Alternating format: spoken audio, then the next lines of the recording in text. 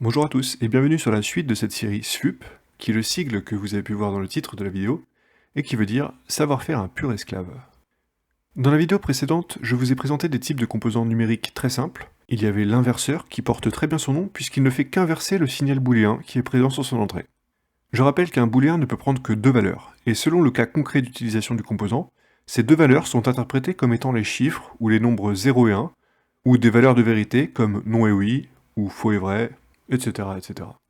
Toujours dans la vidéo précédente, il y avait un autre composant numérique très simple. C'était la porte logique de type E, qui est définie par cette table de vérité, qui, pour rappel, ne fait que lister exhaustivement toutes les combinaisons de valeurs possibles qu'il pourrait y avoir sur les entrées du composant, et attribue une certaine réponse du composant à chacune de ces combinaisons. Dans le cas de la porte E, vous pouvez voir que d'après cette table de vérité, elle répond toujours 0, sauf lorsque l'entrée A et l'entrée B sont à la valeur 1 en même temps. Voilà pour le rappel de deux types de composants que vous avez pu voir dans la vidéo précédente. Et voici un exemple de système mettant en œuvre ces deux portes logiques, que sont l'inverseur et la porte E. Il s'agit d'un store automatique dont le déploiement est piloté en fonction de la présence de soleil et de vent. Maintenant, le but de cette vidéo est de vous faire explorer non pas deux ou trois types de composants supplémentaires, mais il s'agit d'explorer l'infinité des composants numériques qui existent. Alors comme l'infini c'est très grand, je ne vais bien sûr pas vous faire une présentation exhaustive de tous les composants numériques qui existent, je vais donc devoir recourir à un peu d'abstraction. Abstrait.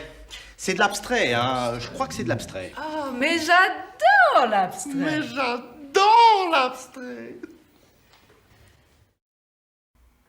Et ensuite, une fois que vous aurez une bonne idée de ce que peut être un composant numérique de manière générale, je vais vous présenter un composant numérique très particulier par le fait qu'il peut devenir virtuellement n'importe quel composant numérique.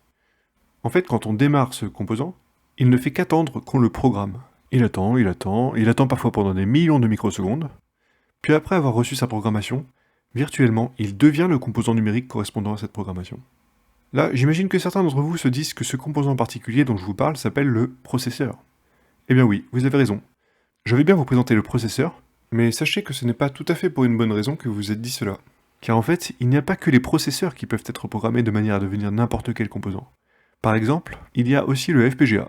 C'est aussi un composant programmable, mais ce n'est pas un processeur, car par définition, pour pouvoir être appelé processeur, un composant numérique doit fonctionner d'une certaine manière à l'intérieur. Et c'est donc ce type de fonctionnement interne que je tâcherai enfin de vous présenter dans les grandes lignes. Bon, comme prévu, commençons par répondre à la question « Qu'est-ce qu'un composant numérique de manière générale ?»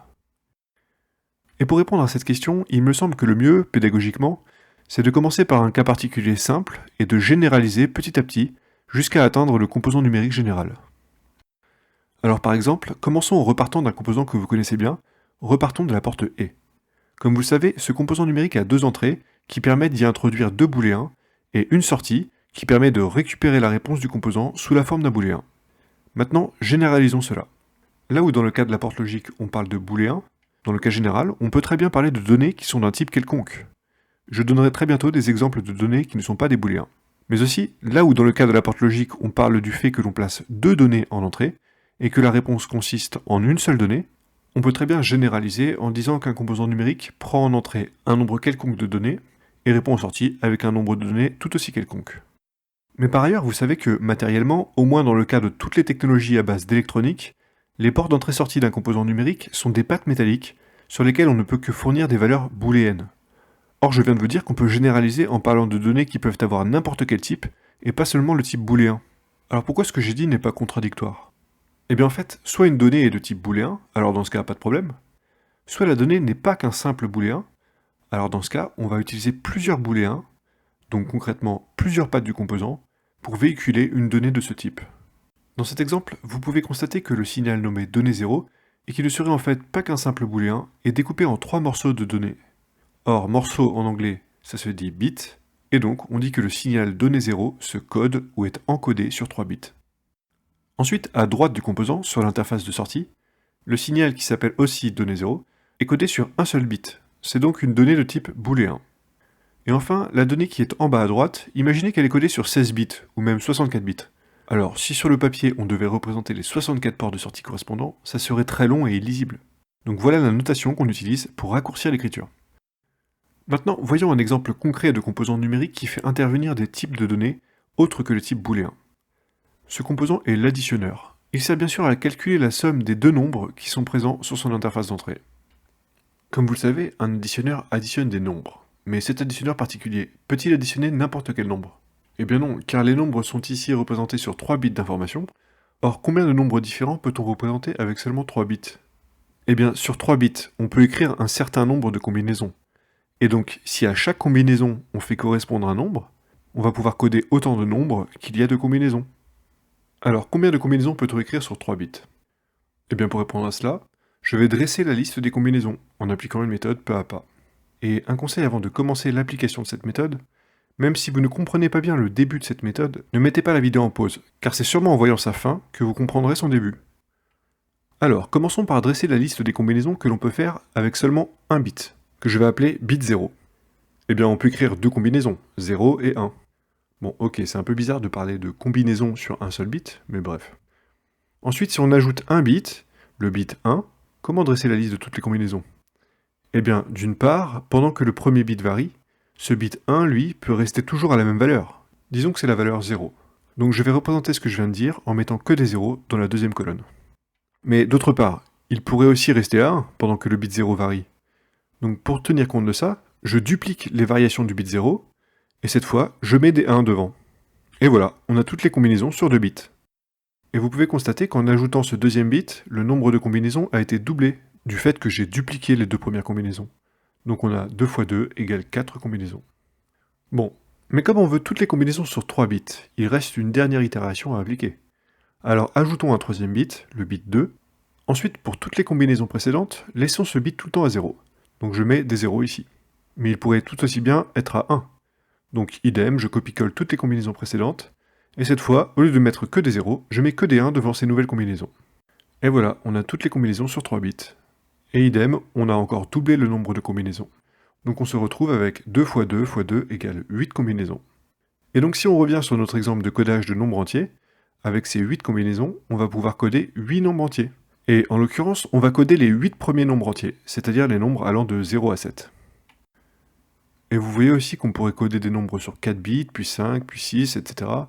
Et à chaque fois qu'on ajouterait un bit, le nombre de combinaisons doublerait, et donc vous pouvez facilement comprendre que le nombre de combinaisons qu'on peut faire avec n bits est égal à 2 puissance n. Donc pour ceux qui ne connaissent pas l'opérateur puissance, 2 puissance n, ça veut dire 2 fois 2 fois 2 fois 2, etc. jusqu'à ce que le nombre 2 apparaisse n fois.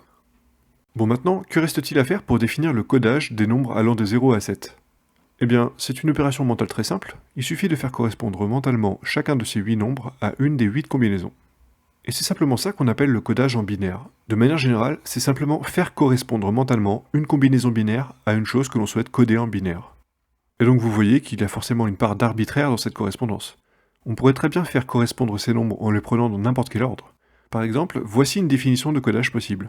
La première combinaison, je la fais correspondre par exemple au nombre 3, puis la deuxième au nombre 0, Puis le troisième au nombre 7, puis le quatrième au nombre 1, puis le cinquième au nombre 2, puis le sixième au nombre 6, puis le septième au nombre 5. puis le huitième au nombre 4. Et voilà, on a un certain codage des nombres allant de 0 à 7 en binaire. Et on pourrait très bien se débrouiller avec ce codage très bizarre. Mais en pratique, on va largement préférer se mettre d'accord sur un codage particulier qui est bien plus pratique, et qui est aussi plus performant avec la technologie actuelle. Et ce codage, c'est le codage des nombres entiers en binaire naturel. Et quel est-il ce codage en binaire naturel? Eh bien c'est simple. Si vous construisez la liste de toutes les combinaisons avec la méthode que je vous ai montrée, vous aurez la liste des combinaisons dans un ordre bien précis. Eh bien cet ordre bien précis est justement l'ordre des nombres codés en binaire naturel. Autrement dit, pour définir le binaire naturel, il suffit de faire correspondre chaque combinaison à chaque nombre entier en les prenant dans l'ordre du plus petit au plus grand. Donc à la première combinaison, je fais correspondre le premier nombre, c'est-à-dire le nombre 0, puis à la deuxième, le nombre suivant, donc le nombre 1, etc., jusqu'à la dernière combinaison qui code le nombre 7. Et voilà. Mais sachez que si j'avais voulu pouvoir utiliser des nombres négatifs sur 3 bits, c'est-à-dire des nombres allant de -4 à 3, alors je vous aurais sûrement montré un autre codage, le codage en complément à 2, qui est une variante du binaire naturel. Et ce qui est très intéressant avec ce codage en complément à 2, c'est que si votre composant additionneur fonctionne avec des nombres positifs codés en binaire naturel, alors ce composant va aussi fonctionner avec des nombres négatifs codés en complément à 2. Autrement dit, il n'y a pas besoin de changer le composant, il suffit simplement de changer le codage des nombres que vous voulez traiter, et comme le codage est une opération mentale, eh bien, en plus de coder les nombres différemment, il suffira juste d'interpréter le résultat de l'additionneur différemment, En l'occurrence, cette interprétation devra être conforme à cet autre codage qu'est le complément A2. Bon, nous venons de voir un exemple de codage de données de type nombre entier. Maintenant, voyons rapidement un autre exemple. Voilà un composant numérique qui sert à piloter un feu tricolore. En entrée, il reçoit une seule donnée dont le type est défini par l'énumération vert, orange, rouge, noir. Cette définition de type de donnée consiste à énumérer toutes les valeurs que pourrait avoir une donnée de ce type. Et en sortie, le composant répond par 3 données de type booléen. Et comme représenté à droite sur ce schéma, ces 3 booléens servent à commander l'alimentation électrique des ampoules du feu tricolore. La question que je vous pose maintenant, c'est quel codage binaire peut-on utiliser pour coder une donnée de ce type qui est définie par l'énumération vert, orange, rouge, noir? Eh bien, cela consiste à commencer par déterminer le nombre minimum de bits qu'il faut pour pouvoir coder une donnée de ce type. Et pour répondre à ça, on peut y aller à tâtons. Déjà, on remarque qu'un booléen ne va pas suffire, car la donnée peut prendre 4 valeurs différentes. Or, un booléen permet de coder seulement 2 données différentes. Alors essayons avec 2 bits. Avec 2 bits, on peut faire ces 4 combinaisons, donc ça va suffire. Et ensuite, il suffit d'établir une correspondance entre les valeurs et les combinaisons, par exemple celle-là. Et c'est enfin en respectant ce codage que l'on va pouvoir écrire la table de vérité du composant. Bon, ouvrons une parenthèse pour généraliser rapidement mon propos. Vous voyez que pour trouver le nombre de bits adéquat à tâtons, lorsque le nombre de valeurs différentes que peut prendre une donnée est faible, ça va, ce n'est pas trop laborieux. Mais imaginez maintenant que ce n'est pas seulement 4 valeurs différentes, comme rouge, orange, vert, noir, mais que c'est plutôt 10 785 valeurs différentes. Alors quel est le nombre de bits adéquat dans ce cas? Ok, ça peut toujours se faire à tâtons. Il suffit de faire 2 fois 2 fois 2 fois 2, etc. jusqu'à obtenir un nombre qui dépasse 10 785. Et le nombre de bits adéquat sera simplement le nombre de 2 qu'il y a dans cette expression. 2 fois 2 fois 2 fois 2, etc. Mais il y a aussi une solution beaucoup moins pénible pour trouver ce nombre de bits adéquat. C'est d'utiliser la fonction logarithme en base 2. Regardez, si on tape log2 de 10 785 sur Chrome par exemple, ça retourne la valeur 13,4, et donc pour coder 10 785 valeurs différentes, il faut au moins 14 bits. Qu'est-ce qu'elle fait cette fonction log2 exactement? Eh bien, comme l'indique ce schéma, elle fait l'inverse de ce que fait la fonction qui a n associe 2 puissance n. Le logarithme en base 2, c'est la fonction inverse de la fonction exponentielle en base 2. Et je referme cette parenthèse qui explique comment trouver le nombre de bits nécessaires au codage d'une donnée en fonction du nombre de valeurs différentes que peut prendre cette donnée. Bon, récapitulons. Tous les composants numériques dont je parle jusqu'à maintenant sont de cette forme-là.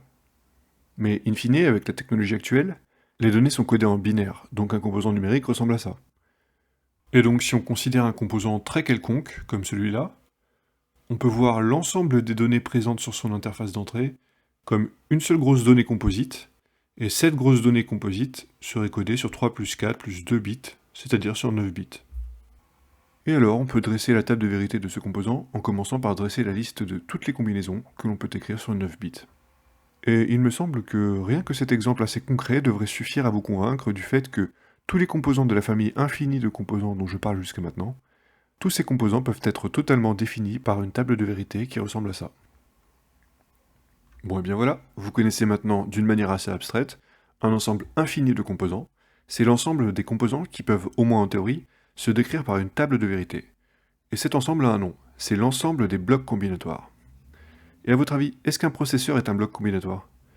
Eh bien non. En fait, un processeur est conçu comme une interconnexion de composants, et ces composants sont seulement de 2 types généraux. Il y a le type bloc combinatoire, que je viens de présenter, et il y a un autre type que je n'ai pas encore du tout abordé, c'est le type mémoire. Cet autre type de composant fera l'objet de la prochaine vidéo. Je vais maintenant terminer cette étude des blocs combinatoires en vous montrant un autre moyen de définir un bloc combinatoire. Et ce moyen, c'est simplement l'interconnexion d'autres blocs combinatoires plus simples. Par exemple, prenons un additionneur et connectons sa sortie sur l'entrée d'un multiplieur.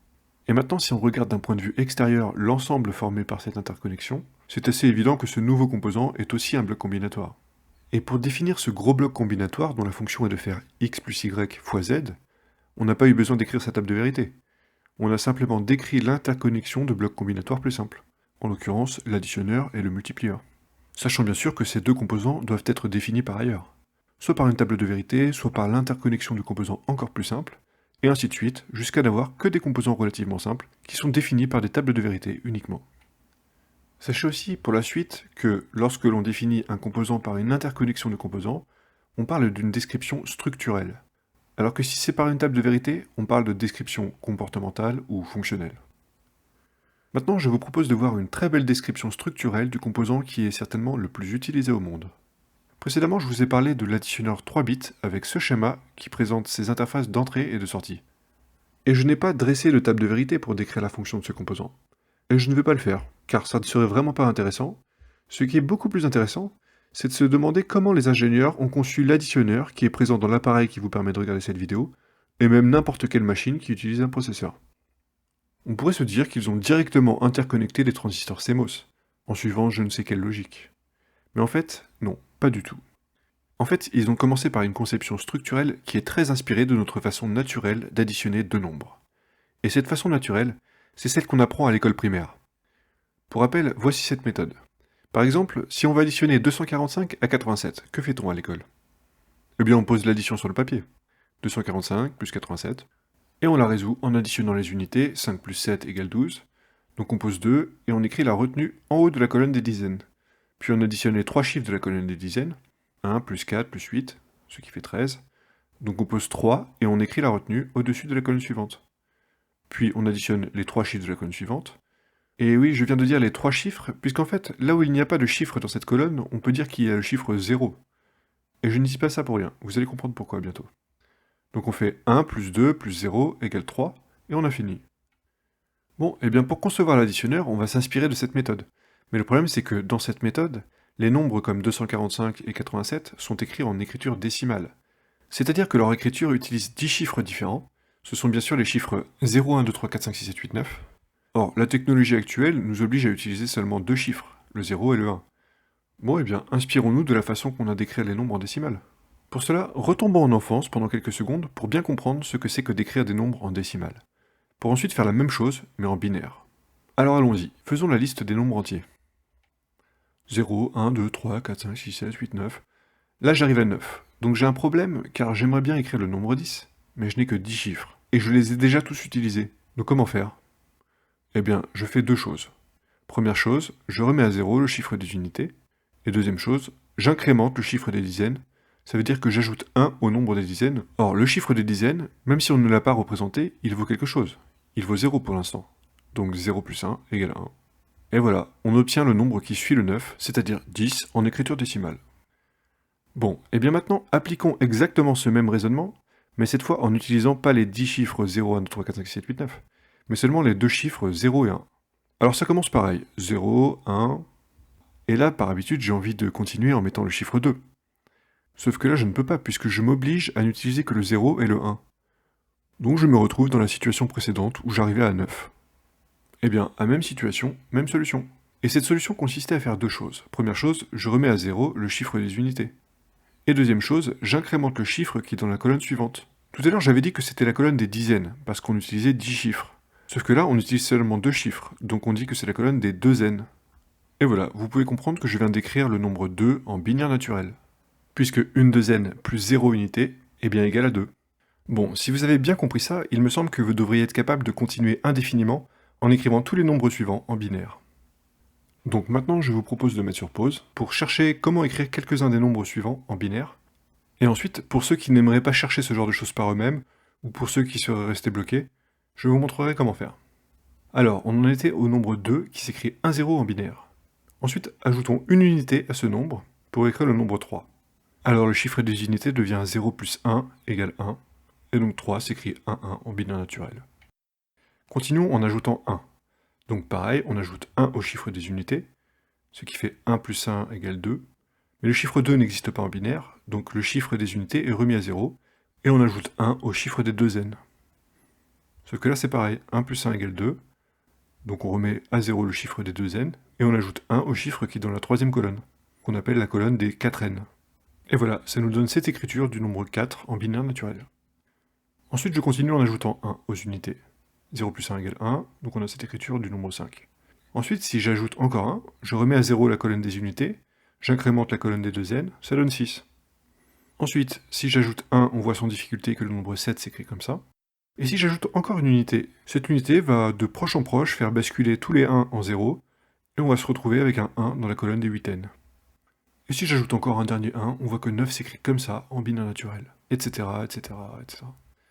Bon, je pense que vous devez commencer à comprendre la logique. C'est vraiment exactement la même logique que pour l'écriture classique des nombres en décimale, sauf qu'au lieu d'utiliser 10 chiffres, on utilise seulement 2 chiffres. Et maintenant, imaginez que vous devez savoir quel est ce nombre que l'on suppose être écrit en binaire naturel. Pour répondre à ça, vous pourriez partir de 0 et augmenter de 1 en 1 avec la méthode précédente, jusqu'à atteindre ce nombre. Mais ce serait très laborieux. Et il y a une bien meilleure méthode, regardez. Il suffit de se rappeler que la première colonne à droite est la colonne des unités, que la suivante est la colonne des 2n, ensuite des 4n et ensuite des 8n. Et quelle est la logique de cette suite? Eh bien, en écriture décimale, que vous connaissez bien, on parle des colonnes des unités, dizaines, centaines, milliers. Vous voyez que la valeur du chiffre se trouvant dans ces colonnes est multipliée par 10 à chaque fois qu'on passe d'une colonne à la suivante. Eh bien, en écriture binaire, c'est exactement pareil, sauf que la valeur est multipliée non pas par 10, mais par 2. D'où cette appellation unité, 2n, 4n, 8n, 16n, etc. Et donc si vous avez bien compris ça, vous pouvez assez facilement comprendre que pour savoir combien vaut ce nombre binaire 1, 0, 1, 1, il suffit de faire la somme des valeurs correspondant à chacun de ces chiffres. Donc en partant de la droite, il y a une unité, une 2n, 0, 4n et une 8n. Donc on fait 1 plus 2 plus 8 égale 11. Donc ce nombre, c'est 11. Bon, et bien maintenant, si vous avez bien compris tout ça, vous devriez savoir pourquoi on a appelé ça le codage des nombres en binaire naturel. C'est parce que ce codage est inspiré de notre façon naturelle d'écrire les nombres. On peut donc dire qu'on a inventé le binaire naturel par biomimétisme introspectif. Et après tout cela, je vais maintenant pouvoir vous montrer comment ont été conçus les additionneurs qui sont dans nos machines. Pour cela, commençons par refaire une addition avec la méthode que vous avez sûrement appris à l'école primaire. Mais cette fois, utilisons l'écriture en binaire naturel. Dans cet exemple, il s'agit de faire l'addition de 62 et 20 écrits en binaire naturel sur 6 bits. Alors, si on s'inspire de la méthode apprise à l'école, on fait 0 plus 0 égale 0, donc je pose 0 et je retire rien. Mais je vais quand même retenir 0, comme ça vous allez mieux comprendre la logique générale. Ensuite, on additionne les chiffres de la deuxième colonne. 0 plus 1 plus 0 égale 1. Donc je pose 1 et je retire 0. Ensuite, troisième colonne, 0 plus 1 égale 2. Mais en binaire, c'est quoi 2? 2, c'est une 2n et 0 unité. Donc je retiens 1 et je pose 0. Ensuite, 1 plus 0 égale 2, donc idem, je pose 0 et je retiens 1. Ensuite, 1 plus 1 égale 3. Mais 3 en binaire, c'est une 2n plus une unité. Donc je pose l'unité, c'est-à-dire je pose 1, et je retiens la 2n, donc je retiens 1 sur la colonne d'après. Et enfin, on additionne la dernière colonne. 1 plus 0 égale 2. 2, c'est une 2n et 0 unité, donc je pose 0, et je pose directement la 2n, puisqu'après il n'y a plus de chiffres. Et voilà, on a additionné les deux nombres codés sur 6 bits. Mais je vous rappelle que le but est de concevoir structurellement, donc par l'interconnexion de blocs combinatoires plus simples, cet additionneur 6 bits. Tout d'abord, pour se fixer les idées, je remplace les termes opérande 0, opérande 1 et somme par les nombres de l'exemple. Ce qui donne cela. Et maintenant, si vous voulez vous amuser à chercher par vous-même la conception structurelle de l'intérieur de cet additionneur, mettez sur pause. Puis je donnerai 3 indices. Premier indice. Vous voyez qu'avec notre méthode d'école primaire, on ne fait pas directement l'addition de deux nombres sur 6 bits en même temps. On a décomposé le problème en faisant 6 additions de 3 nombres qui sont seulement sur un seul bit. Et cette décomposition peut se traduire par le fait que notre additionneur 6 bits peut être conçu en interconnectant 6 petits blocs combinatoires identiques. Deuxième indice. Chaque bloc combinatoire a pour rôle de traiter les chiffres qui sont sur une colonne. Autrement dit, le premier bloc combinatoire va traiter les chiffres de cette première colonne, le deuxième bloc combinatoire va traiter les chiffres de cette deuxième colonne ici, et ainsi de suite. Et comme je dis que les blocs sont identiques, je vais mettre un 0 ici, peut-être que ça va vous aider. Troisième indice. Ces 6 blocs combinatoires identiques ont tous 3 entrées binaires, puisqu'il y a 3 chiffres par colonne, et ils ont 2 sorties binaires, une sortie pour la retenue et une sortie pour le résultat, c'est-à-dire pour le chiffre que l'on pose, entre guillemets. Et donnons des noms à ces sorties. Disons que la sortie qui doit donner le résultat s'appelle R, et que celle qui est censée donner la retenue s'appelle C, puisque la lettre R est déjà prise, et que retenue se dit en anglais carry. Et voilà, c'est le dernier indice. Donc maintenant, voyons la solution. Alors commençons comme cela par dégrouper les fils d'entrée-sortie. Ensuite, dessinons comme cela ce qu'il faut pour traiter les chiffres de la première colonne. Vous voyez que j'ai connecté l'une des entrées de ce bloc combinatoire à une valeur constante, la valeur 0. Cela vient du fait que je vous ai dit que les 6 blocs combinatoires étaient identiques. En réalité, ils doivent bien tous être identiques, sauf le premier, puisqu'il n'additionne que 2 chiffres, puisque la première retenue est toujours à 0. Ensuite, comment dessiner la partie du circuit électronique qui correspond à la deuxième colonne? Eh bien comme ça. Vous voyez que la retenue sortant du premier bloc combinatoire est connectée à l'une des entrées du deuxième bloc. Et ensuite, si on poursuit avec le même raisonnement pour chaque colonne de chiffres à traiter, on obtient ce dessin. Et voilà. Et maintenant, il reste à se demander comment concevoir ce type de petit bloc combinatoire à 3 entrées et 2 sorties. Pour simplifier ce qui suit, sachez que ce bloc combinatoire a un nom. On dit que c'est un additionneur complet. Alors, comment concevoir un additionneur complet? Eh bien, pour avoir les idées bien claires sur sa fonction, la première chose à faire, c'est d'écrire sa table de vérité. Et ensuite, pour pouvoir réaliser concrètement un additionneur complet, on choisit une technologie, par exemple la technologie CMOS, et on chercherait une interconnexion de transistors CMOS qui permettrait de réaliser la fonction qui est décrite par la table de vérité. Mais cette dernière chose, je ne vais pas la faire. Je ne vais faire que l'écriture de la table de vérité d'un additionneur complet. Alors, le bloc combinatoire a 3 entrées, donc la liste des combinaisons est la suivante. Et je vous rappelle que pour construire cette liste, je vous ai présenté une méthode que je vais réappliquer en accéléré. Ensuite, vous savez que la table de vérité doit associer à chaque combinaison en entrée une valeur pour chaque sortie. C'est-à-dire une valeur pour la retenue et une valeur pour le chiffre que l'on pose. Et comme il s'agit de faire un additionneur complet, vous savez que ces valeurs de sortie doivent être calculées en faisant la somme des chiffres qui sont sur les 3 entrées. Alors allons-y. 0 plus 0 plus 0 égale 0. 0 plus 0 plus 1 égale 1. Bon, en fait, pour chaque combinaison, il suffit de compter le nombre de 1 qu'il y a. Sur cette ligne, il y a 1, 1, donc la somme fait 1. Là, il y en a 2, donc la somme fait 2, bon, etc., etc. Et enfin, sur la dernière ligne, il y a 3, 1, donc la somme fait 3. Bon, et bien maintenant, écrivons tous ces nombres intermédiaires en binaire, et on va les écrire sur 2 bits, car le plus grand nombre de cette liste est 3. Et 3 en binaire, c'est égal à une unité et une douzaine. Donc il faut 2 bits. Voilà, j'ai écrit tous ces nombres-là en binaire naturel. Et maintenant, si on se rappelle de notre méthode d'addition de l'école primaire, on comprend que le chiffre des douzaines est le chiffre qui doit être présent sur la sortie C, qui est la sortie qui doit fournir la retenue. Et le chiffre des unités est bien sûr celui qui doit être présent sur la sortie R. Et voilà, donc si je supprime tous ces nombres, qui ne sont qu'un intermédiaire de réflexion, on obtient bien la table de vérité qui définit la fonction de cet additionneur complet. Et je rappelle que cette table peut ensuite être la base commune à de multiples types de réalisations qui diffèrent par leur technologie. Et c'est ainsi que s'achève la 3e vidéo de cette série, qui a pour but de présenter les bases de l'ingénierie du numérique. Pour concevoir un processeur, il reste un autre composant à découvrir. Il s'agit d'un composant de mémorisation dynamique, et il sera l'objet de la prochaine vidéo.